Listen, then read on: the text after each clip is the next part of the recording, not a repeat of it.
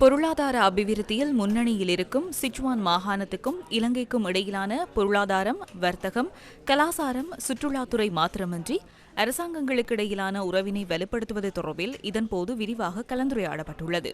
எரிசக்தி உள்ளிட்ட துறைகளில் சிச்சுவான் மாகாணம் எட்டியுள்ள சாதனைகளை இலங்கையுடன் பகிர்ந்து கொள்ளுமாறு ஜனாதிபதி சீன கம்யூனிஸ்ட் கட்சியின் சிச்சுவான் மாகாண செயலாளரிடம் கோரிக்கை விடுத்துள்ளார்.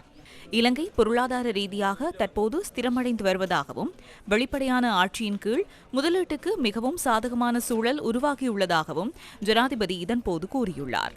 வடக்கு, கிழக்கு, மேற்கு, தெற்கு உள்ளிட்ட நாட்டின் அனைத்து மக்களும் இணைந்து 2/3 பெரும்பான்மையை வழங்கி தற்போதைய அரசாங்கத்தை ஆட்சிக்கு கொண்டு வந்துள்ளதாகவும், அந்த ஆணையினூடாக மக்கள் தம்மீது வைத்துள்ள எதிர்பார்ப்பினை முழுமையாக நிறைவேற்ற அரசாங்கம் உறுதிபூண்டுள்ளதாகவும் ஜனாதிபதி இந்த சந்திப்பின் போது கூறியுள்ளார்.